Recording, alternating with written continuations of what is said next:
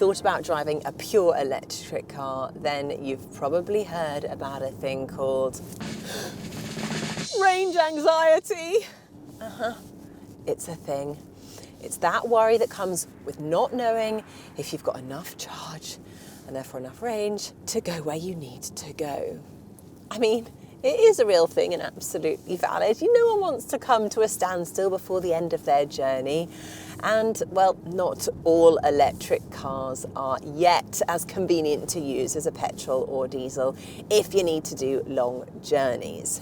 Also, let's not forget that some of the really early electric cars, well, they tended to have a range equal to a long throw, which was not that helpful, even if it was Wookiee throwing a cricket ball. But they aren't like that now, as there are actually loads of electric cars which already go further than a petrol car without needing to stop. But how much range is enough range? And how fast do you need to charge the battery to make that point not matter anymore? Well, it's kind of complicated. And the car that's making me think these rather complicated thoughts is this, the new Mazda MX-30. It's a pure electric, small, SUV-shaped thing.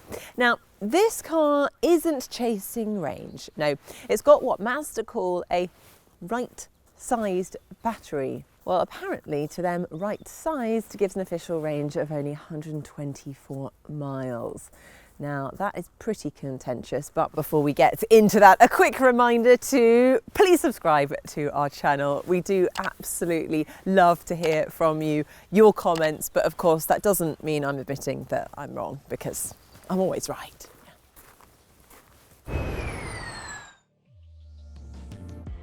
Right, this new pure electric Mazda MX-30. Well, unsurprisingly, the big car companies have been worrying about the problems that come with pure electric motivation. If you ignore the wider conversations about manufacture and disposal for a bit, in basic terms, batteries are heavy and expensive. If you want more range, you have to, at the moment at least, have a heavier and more expensive car. It's more inefficient too, as the motors have to carry around more weight. Now this isn't good. Even though electric cars tend to be cheaper to run over their entire lifetimes, they're still expensive to buy compared to an equivalent petrol or diesel, and that is hard to get past. So the answer, of course, is to have a smaller battery. The car is then lighter, which is better for handling and general efficiency, and it works out cheaper, which means more of us can afford one. Woohoo! Right, well that's okay for cute little urban cars, say the Mini Electric or the Honda E, but they're also pretty, well, small. So what if you need something a bit more practical, but without upgrading to a full-on SUV? Mazda thinks this car is the answer. While at a glance the range meter might start the range anxiety palpitations for first-time electric car drivers, it should actually be plenty for most drivers to get by perfectly well. So there's a relatively small 35.5 kilowatt hour battery under the floor, and that gives you a potential 124 mile range, all via a similarly modest motor up front, which produces 143 brake horsepower to the front wheels. Now, of course, it is fast enough for the usual stuff, getting up to 62 miles per hour from rest in under 10 seconds. Get in there. And managing a top speed of just under 90 miles per hour. All very rational, just not very exciting. You can charge it from 20 to 80% in 36 minutes on a 50 kilowatt DC public rapid charger, and flat to full on a home wall box should take around 5 hours, which is all very similar to the small city cars we mentioned.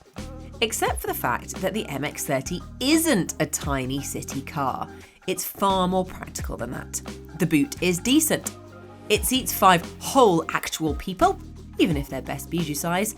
And these suicide doors, well, Mazda calls them freestyle doors, and, well, they kind of remind me of the RX-8, if you remember that. Certainly do help with sliding into the rear seats compared to a Mini or a Fiat 500.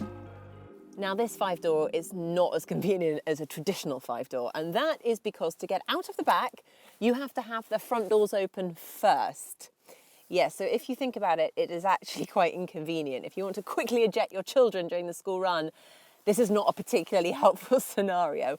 Also, you've got to be quite nimble and small to actually get in here, even though you've got the benefit of having this slide and fold mechanism. which actually work quite well. But yes, as you can see, it is quite a small space. And when you get back here, there aren't many panoramic views. I mean, you've got these tiny little windows. This one at the back, I'm not quite sure even what the point of that one's for. It's so small. But yeah, it is pretty small back here. When you're on the move, you have this slightly raised driving position, which I really like. This isn't the full-on tank mode of a full-sized SUV, but that's a good thing. You can see what's going on without having to pilot something the same size as a small lorry. Now, I'm not going to lie, you also notice the difference with the smaller battery.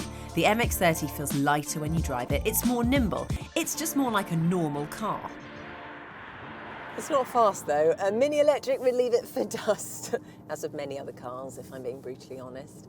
Now, to sort of make up for it, kind of, it makes car noises, like brum brum, brum brum, brum brum noises. Yeah, I don't know if you'll be able to hear it, but as you drive off, there is an artificial sound of a petrol engine. What an insult to an electric car! It's a bit like someone's listening to a racing game through headphones in the back seat. It's a bit weird. It's a bit like a vegetarian wanting food in the shape of sausages.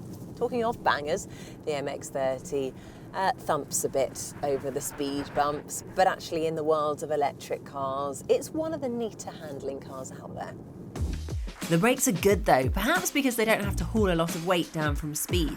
There's a 5-stage brake regeneration system which you can access by paddles behind the steering wheel. And it works well enough but isn't strong enough to make it possible to drive with just one pedal. Now, the way that the car switches from regen to traditional braking when you press the pedal is actually really smooth. I think sometimes electric cars can jerk slightly and this one doesn't. You actually almost forget that it's electric. Well, you could if it wasn't for that weird fake engine sound. But anyway, it's also really light and easy to use. The steering turns without that feeling of fatness that you get with some electric cars. Now, one surprise is that you do feel some wiggling through the steering when you accelerate. And that's something that I've only really experienced before in like 1990 hot hatches. So it is a surprise to feel on a car as modern as this, especially as it's not that powerful. So inside the MX-30, well, it's a nice enough place to be, you know. It's nice and easy to get comfy, it's pretty snug. We've got this 7-inch screen in front of me. Now that is used for most functions. It gives you all the usual information via the rotary knob down here. Then there's another 7-inch touchscreen down here, which controls the aircon. Yes, bit weird. You've got such a nice big screen and it only controls the aircon, but there you go, you got it, don't complain. Underneath it we've got this sort of floating centre console thing, which it looks all right, but it's quite a good location to store all the rubbish I usually carry around with me. What I particularly love is this. There is actually a proper power socket, so you could charge things like your laptop, although I'm really sorry, I'm going to be honest here, I could plug in my hair straighteners. Now, some of this trim is actually made of cork harvested from the bark of trees without having to cut them down and kill them. It's a bit like the bathroom wall in my student digs, and I am resisting the urge to pin photos and other mementos to it, should it be at the cost of the design. There's a mixture of textures and fabrics which sort of works well together, I think, but although it looks modern, it feels a little bland and uninspired next to cars like the Mini, Honda or Fiat. But the bigger question mark is over that range. You know, it really doesn't sound like that much. And we know that from real world driving, you probably won't manage those official figures. I got in this morning and the predicted range was already down to 98 miles. Probably because I hadn't preheated the car and it was quite cold outside, but still 2-figure real world range is not going to help encourage people who are already feeling a bit daunted by electric cars to make that switch. But as we're starting to realise, most people don't use huge amounts of range on a regular basis. If you have home charging, you wake up to a full car every day. So you'd have to be doing over 100-mile round trips to make this car less convenient than the internal combustion engine option. Maybe it's us that have to modify our expectations rather than demand stuff that we don't actually need. So, a verdict then. Now, city cars might be brilliant for urban dwellers, perhaps without kids, a dog or heaps of stuff. But if you live in a town and you just want a little bit more space in your car, but without weighing yourself down with an unnecessarily large battery, then actually the MX-30 does what it's supposed to. Now, if I'm being honest, there are lots of times where this kind of range just wouldn't suit my lifestyle. So I think for me, this would make an excellent second car if you're lucky enough to run two cars. But having said that, I think it's really, really important actually putting in a lot of time to really work out your driving demands, because I think there'll be plenty of people who might be surprised to find out how easily the MX-30 would cover most of their needs. But then there's the final point. A lighter, smaller battery is cheaper, right? Well, the MX-30 starts at £25,545 after the government's plug-in car grant, rising to just under 30k for the top spec model. When you consider the Mini Electric starts at £25,100 and something like the Honda E is £27,160, while the Nissan Leaf has a better range and starts at £26,845, well, it leaves the Mazda in a bit of a narrow niche. If you're interested in switching to electric, then do check out our video of the Honda E and Mini Electric and take a look at the quirky Kia Soul too. It's one of our favourites. Thank you so much for watching, and please don't forget to subscribe.